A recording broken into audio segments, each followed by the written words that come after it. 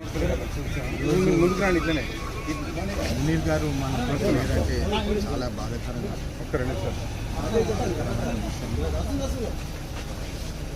వారు మా ఫ్యామిలీతోటి దాదాపు ఒక 30 సంవత్సరాల అనుబంధం ఉండేది.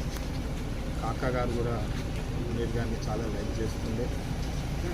వినోద్ గారు ఎమ్మెల్యేగా మంత్రిగా ఉన్నప్పుడు కూడా అప్పుడు మునీర్ గారు చాలా అడ్వైజ్ చేస్తూ చెన్నూరు ప్రాంతానికి మంచి చేయాలని చెప్పి వారు చాలా కృషి చేసినారు.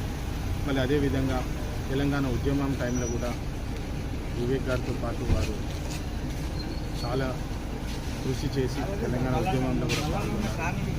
వారు ఒక రెవల్యూషనరీ రైటర్. ఈరోజు వారు లేని నోటు చాలా బాధాకరం. ఎందుకంటే అప్పుడు అసెంబ్లీ ఎలక్షన్స్ అప్పుడు కూడా నేను వారితో చాలా సమయం గడిపాను. వారు నాకు చాలా టిప్స్ ఇచ్చినారు, చాలా అడ్వైజ్ ఇచ్చినారు. ఒక మెంటర్గా ప్రత్యేకంగా సింగరేణి కార్మికులకు ఎట్లా న్యాయం చేయవచ్చని చెప్పి అనేకమైన అడ్వైజులు పాయింట్స్ ఇచ్చినారు.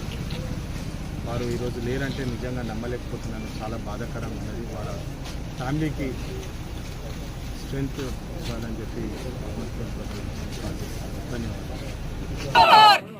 మనందరికీ ఆప్తుడు, ఈ ప్రాంతంలో ఏ ఉద్యమం జరిగినా వెన్నంటి నిలిచేటువంటి ఒక ఆపద్బాంధవుడు మునీరు ఇవాళ లేకపోవటం చాలా పెద్ద విషాదం. ఒక 2-3 నెలల క్రితం ఆయనతో కలిసి చాలాసేపు మాట్లాడినప్పుడు వాస్తవానికి ఆయన మనిషి లేకుండా పోతాడని ఎవరు అనుకోలే. అప్పటికే గుండె నొప్పి నుంచి బయటపడి ఆయనప్పుడు చాలా ఆరోగ్యం కొంత బాగు చేసుకోవటానికి అన్ని రకాలుగా ఆరోగ్య నియమాలు కూడా పాటిస్తూ ఉన్నాడు.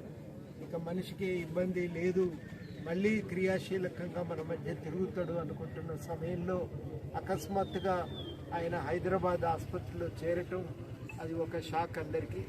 అక్కడి నుంచి మరి ఆయన ఇవాళ ఆరోగ్యం క్షీణించి మన మధ్య నుంచి మాయం కావటం అయితే అది అంతకంటే విషాదం లేదు. ఇక్కడ ఈ ప్రాంతంలో ప్రజాస్వామిక వాతావరణాన్ని సాధించడానికి జరిగిన ప్రతి ఉద్యమంతో మునీర్కు సంబంధం ఉంది.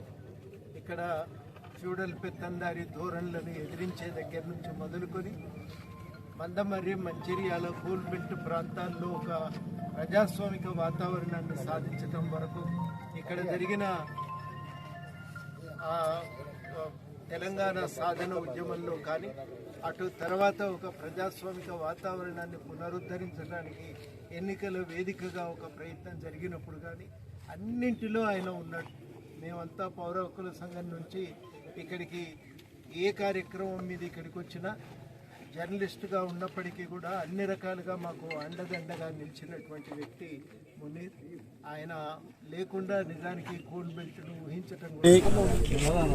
కామ్రేడ్ మురియన్న గారు నేను మరణించిందంటే అందరూ జీర్ణించుకోలేని పరిస్థితిలో ఉన్నాం.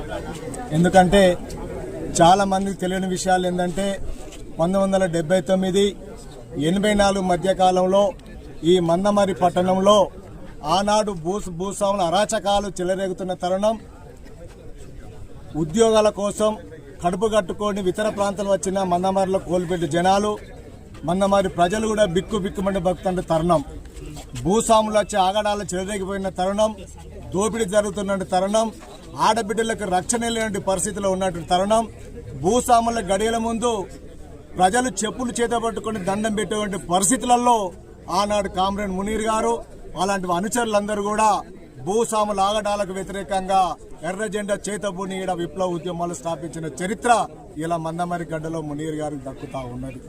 ఆ ఉద్యమంలో అనేక సార్లు కూడా కామ్రేడ్ మునీర్ అన్న గారిపై వాళ్ళ అనుచరులపై దాడులు జరిగినాయి.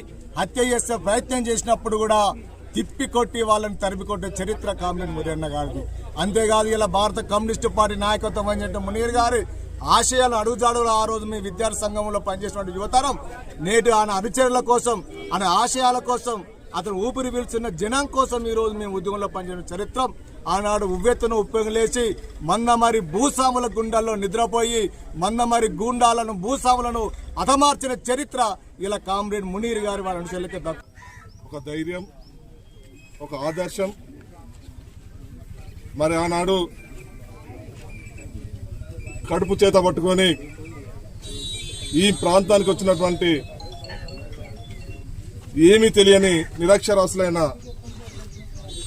వ్యవసాయ కూలీలు మరి ఇక్కడ బొగ్గుగని కార్మికులుగా చేరినప్పుడు ఈ ప్రాంతంలో ఉన్నటువంటి భూస్వామ్య గుండాలు వాళ్ళ శ్రమను దోసుకుంటూ వాళ్ళ కుటుంబాల మీద అగత్యాలు చేస్తున్న సమయంలో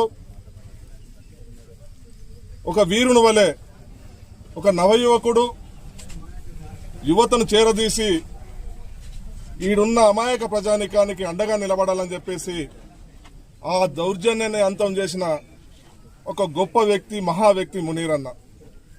మరి అంతేకాకుండా మునీరన్న జీవితంలో ఎన్నో ఒడిదుడుకులు ఎదుర్కొన్నప్పటికీ, ఎన్నో కష్ట నష్టాలు ఎదుర్కొన్నప్పుడు కూడా చెల్లించకుండా, చెక్కు చెదరకుండా ఎదుటి వ్యక్తికి ధైర్యాన్ని బోధించిండే తప్ప ఏనాడు వెనుకడిగయ్యని మహా వ్యక్తి మన మునీరన్న. కాబట్టి మరి ఆయన ఎన్నో రచనలు చేసి ఎంతో మందికి చైతన్యాన్ని నింపిన వ్యక్తి, గొప్ప వ్యక్తి మన మునీరన్న గారు. కారుడిగాను ఉద్యమ నాయకుడిగాను కాకుండా ఇక్కడ జరిగిన అనేక ప్రతి చైతన్యంలో ఆయన భాగస్వామ్యం ఉన్నది. ప్రతి పోరాటంలో ఆయన ముందు నిలబడి నడిచిండు. అది జర్నలిస్టు ఉద్యమాలు, కార్మికోద్యమాలు, ప్రజాస్వామిక ఉద్యమాలు, విప్లవోద్యమాలు, తెలంగాణ ఉద్యమం, అక్షరాస్యత ఉద్యమం, మద్యపాన వ్యతిరేక ఉద్యమం, ఇట్లా చెప్పుకుంటా పోతే అసలు ఇక్కడ జరిగిన ప్రతి చైతన్యం వెనుక మునీరు పరోక్షంగా ప్రత్యక్షంగా ఉన్నాడు.